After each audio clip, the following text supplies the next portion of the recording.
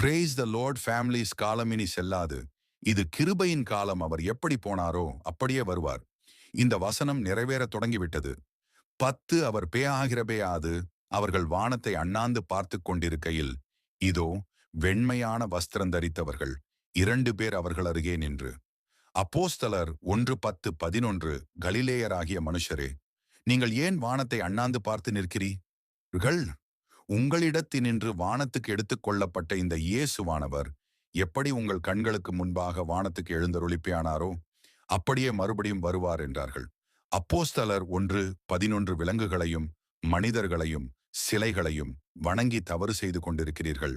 இயேசுதான் தெய்வம். அவர் மட்டுமே தெய்வம். நம்பு அவருக்கு பிடிக்காத பாவம். 2 அதில் ஒன்று விக்கிரக ஆராதனை. அப்படியென்றால் உயிரில்லாத சிலை மனிதன் உருவாக்கியது எப்படி தெய்வமாகும்? மனிதர்களை மனிதர்கள் வணங்குகிறார்கள். அது ஏன் அவர்கள் கடவுள் அல்ல? தேவையில்லா மூட நம்பிக்கை. இயேசுவை ஒரு முறை நம்பிபார், யார் உண்மையான தெய்வம் என்று தெரியும். 2வது விபச்சார பாவம். அதிலிருந்து தப்ப ஒரு வழிதான் இயேசு. அது பெரிய பாவம். பைபிள் வசனம் செல்லுகிறது 28. நான் உங்களுக்கு சொல்லுகிறேன், ஒரு ஸ்திரீயை இச்சையோடு பார்க்கிறவனும் தன் இருதயத்தில் அவளுடைய விபசாரம் செய்தாயிற்று. மத்தேயு 5:28. உங்கள் பிரச்சனைகள் அனைத்துக்கும் ஒருவரால் மட்டுமே விடுதலை கொடுக்க முடியும். அவர் பெயர் இயேசு கிறிஸ்து.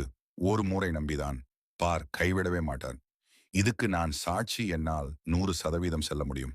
ஆமென். அல்லேலூயா.